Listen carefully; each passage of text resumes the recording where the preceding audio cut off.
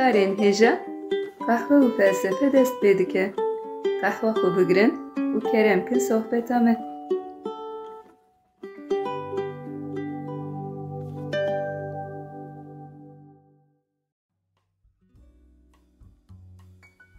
Merhaba guhdarên hêja, bi beşeke nû a qehwe û felsefeyê em careke din li pêşberî we ne. Merhaba guhdarên hêja, me dîsa qehwa xwe hazir kir û bi bernameyeke nû em dîsal pêşberî we ne.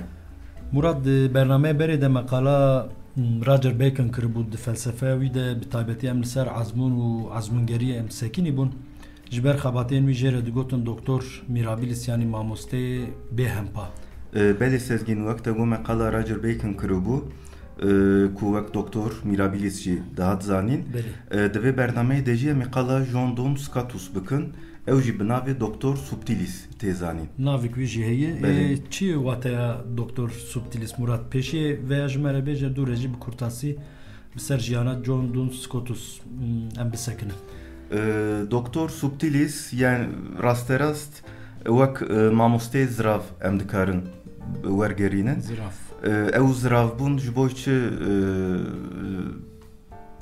telaffuz kirine ji ber ku li ser hûrgiliyan pir disekine, ji ber ku li ser tiştê biçûk pir disekine, xebatê xwe bi teferruat dike, pir giringiyê dide cudahî û hûrgiliyên di navbera têgehan de. Ji ber van sedeman wer hatiye binavkirin, yani mamosteyê bi teferruat, mamosteyê li ser hûrgiliyan pir disekine. Di sala 1265 de li Skotlandê, li Skoçyayê, li bajarokê Dunsê çêbûye. Ew di navê wî de Scotus û Duns ji vir tên. 1208 de dikeve nav tarîqata Fransîskena û dû re ji bo perwerdehiyê diçe Oxfordê. Piştî perwerdehiya xwe di sala 1302 de li zangeha Parîsê dibe mamoste û dest bi dersa dike. Wê demê di nav Papa Bonifactusê heştemîn û Kralê Fransayê Filipê çaremîn de krizeke siyasî dertê. Di vê krizê de Scotus aliyê papayê digire û ji ber vîya jî ji Fransayê tê sürgûn kirin. Di sala 1308 de li bajarê Kölnê li Almanyayê li bajarê Kölnê dimre. Murat ez dixwazim ji cihê John Duns Scotus ya di nav felsefe skolastik de dest pê bikim. Di felsefe skolastik de bandora felsefe Aristoteles derdikeve ve pêş em tim behsa wê dikin. Di filozofên berî Scotus de jî meqala vê jî kiribû. Tim hewdaneke heye ku di nav felsefeya Aristoteles û felsefeya Xristiyaniyê de lihevanînek an guherînek çêbikin. Di nav vê çarçoveyê de cihê Scotus çi ye? Felsefe skolastik di felsefeya Xristiyaniyê de piştî felsefeya patristik şaxa duyemîne.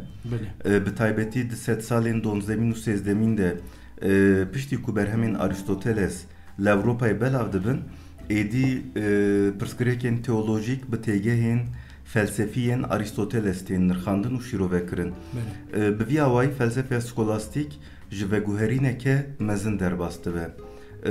Wek mînak Thomas Aquinas ji bo di nav metafîzîka Aristoteles û felsefeya Xristiyaniyê de lihevanînek çêbike, pergaleke nû ava kiribû meqala vîya kir. Bingeha pergala wî rêbazên gerdûnî û rasyonel bûn. û di navenda pergalê de hebûna Xwedê, pergala hebûnê, qanûnên xwezayê cih digirtin. Scotus jî di navê pergalê de cih digire, di nav pergala skolastik de cih digire, nel derveyî vîya ye. Lê Scotus li ser vê pergalê dikeve nav lêpirsîneke kûr û ji binî ve dixwaze pergalê biguherîne. Bi kîjan taybetmendiyan dixwaze pergalê biguherîne Murat?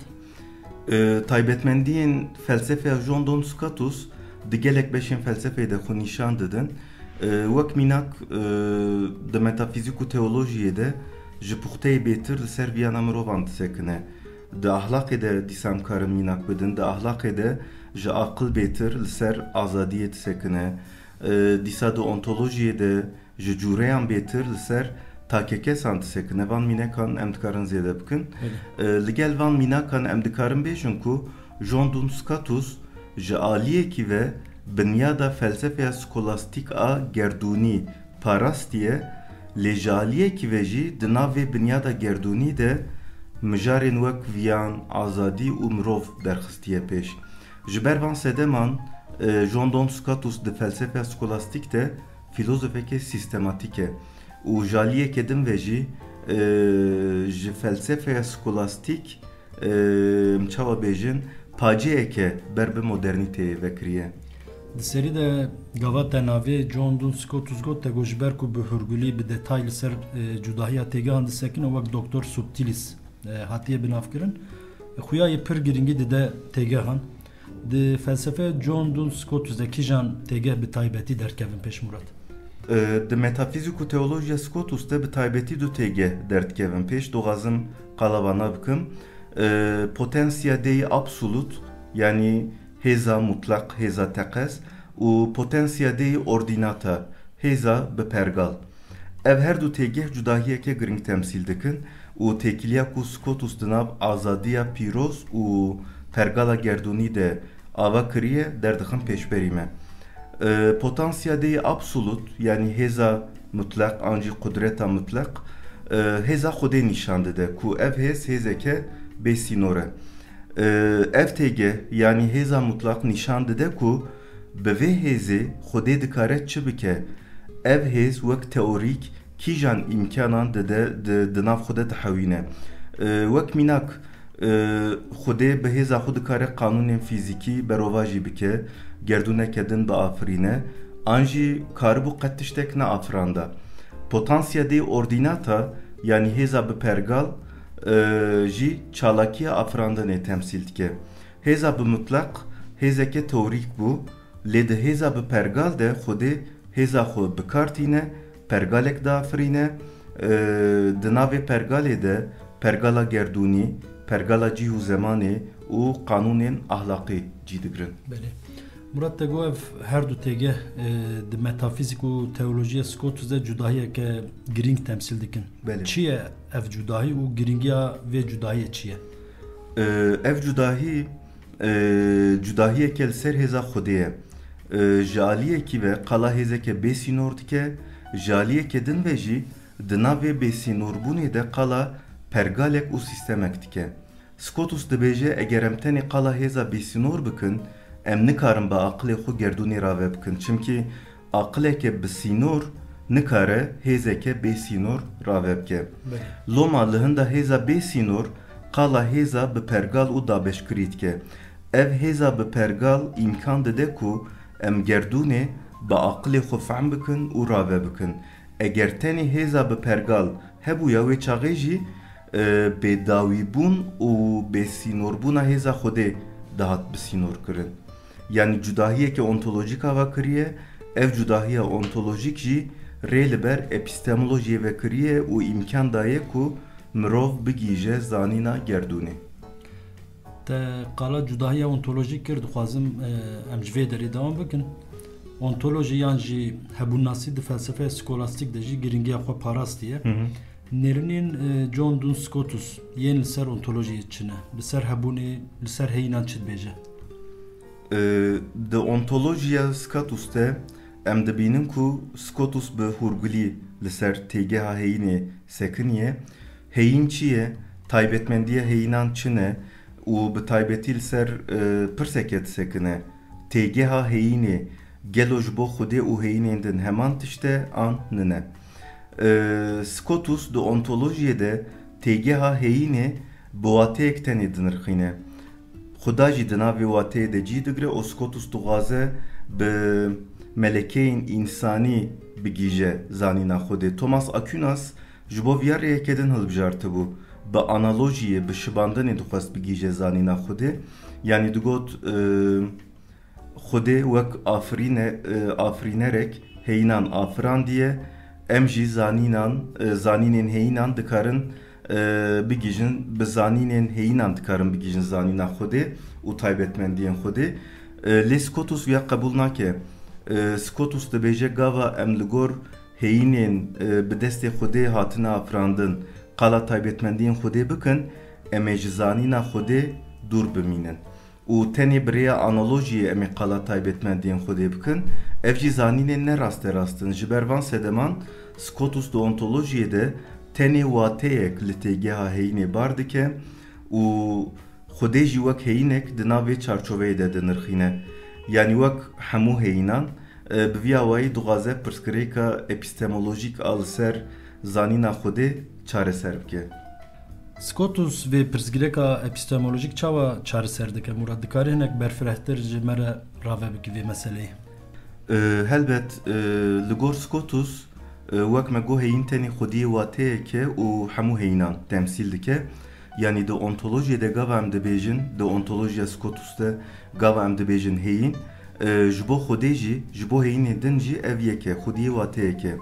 Lê Scotus dibêje ev nayê wateya ku Xwedê bi heyînên din re yeke û Xwediyê heman taybetmendiyan e. Tenê jalî epistemolojîk em di ser heyînên din çawa dikarin bigîjin zanînan, ji bo heyîna Xwedê jî awa em dikarin bigîjin zanînan. Bi vî awayî Scotus di ontolojiyê de rê li ber zanîna Xwedê vedike. Yani hem li ser heyîna Xwedê digîje zanînên felsefî, hem jî di nav metafîzik û felsefeya dînê de pirêk avak dike. Te got Scotus heyînê tenê bi wateyek dinirxîne û wateyek tenê li heyînê bar dike. Giringiya vêya çi ye Murat? Di felsefeya skolastik de ev ontolojî li felsefeyê çi zêde kiriye? Li gor Scotus têgeha heyînê hem ji bo Xwedê hem ji bo heyînên bi destê Xwedê hatine afirandin di heman wateyê de ye. Viya bu sê cara em dibêjin taybetmendiyeke giring e. Ev fikrê Scotus li dijberî prensîba analojiya entis disekine. Analojiya entis ji bîna heyînan e.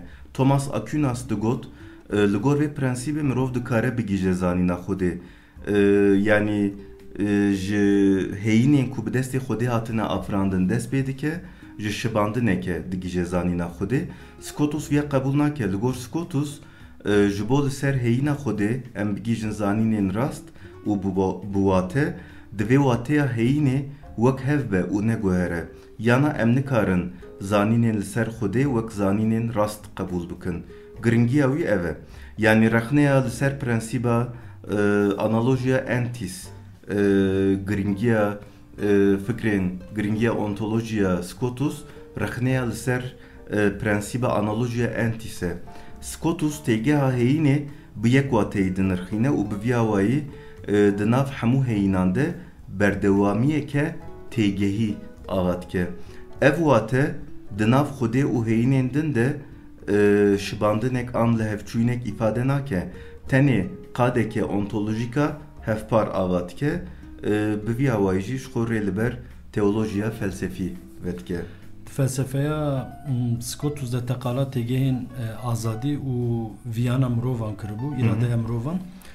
Scotus wek filozofekî felsefeya skolastik li meseleya azadiyê çawa dinêre? Yani viyana mirovan ji bo wî çi îfade dike, tê çi wateyî?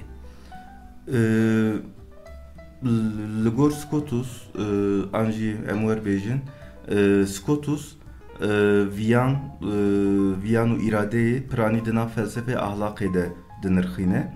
Yani jaliyê etik ve hilbijartina tevgeran û pêkanîna tevgeran çawa dibe ji vî alî dinirxîne.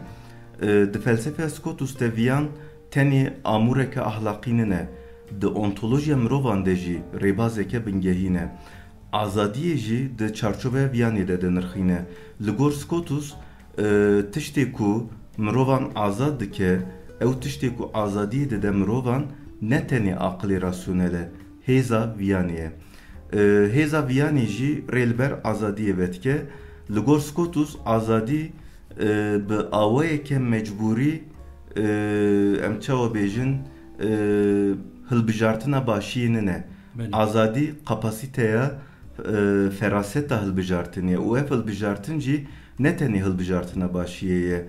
Hilbijartinek di nav başî û xerabiyê de ye.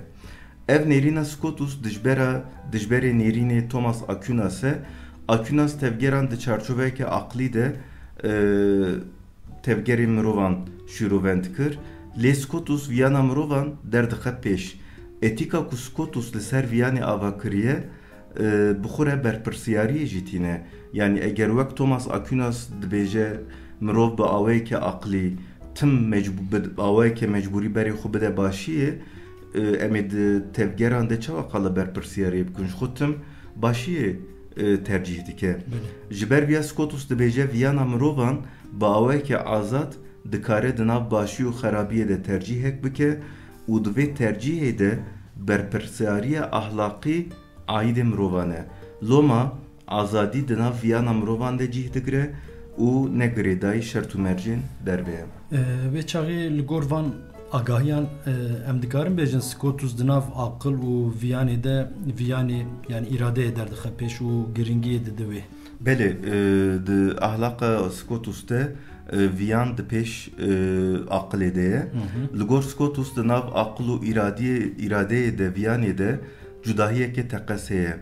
Aqil gava tiştekî wek baş qebûl bike nikare zorê bide viyana mirov û li gor wê başiyê pê tevgerek bide kirin.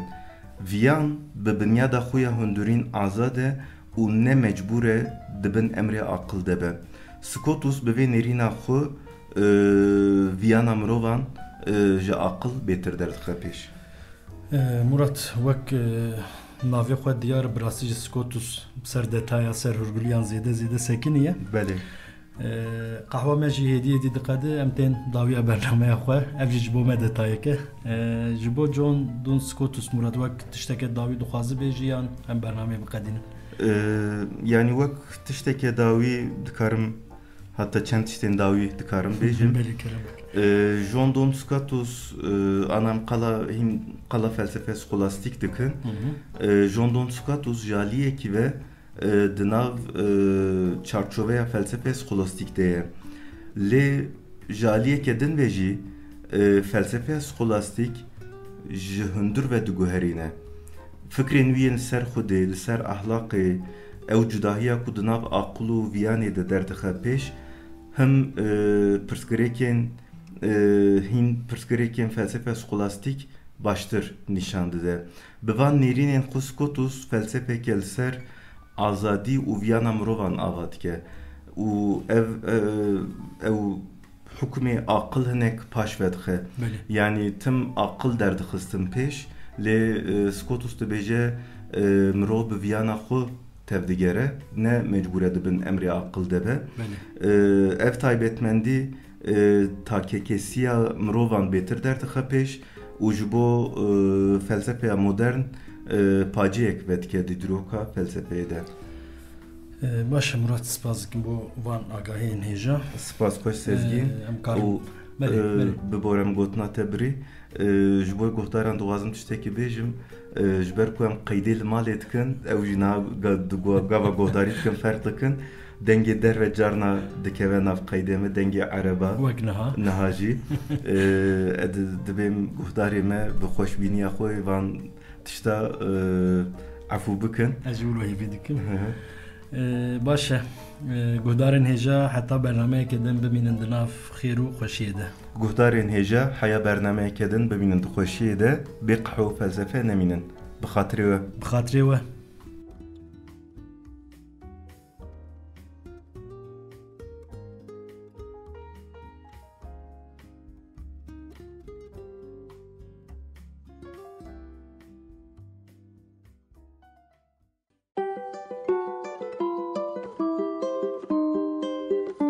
Qehwe û felsefe.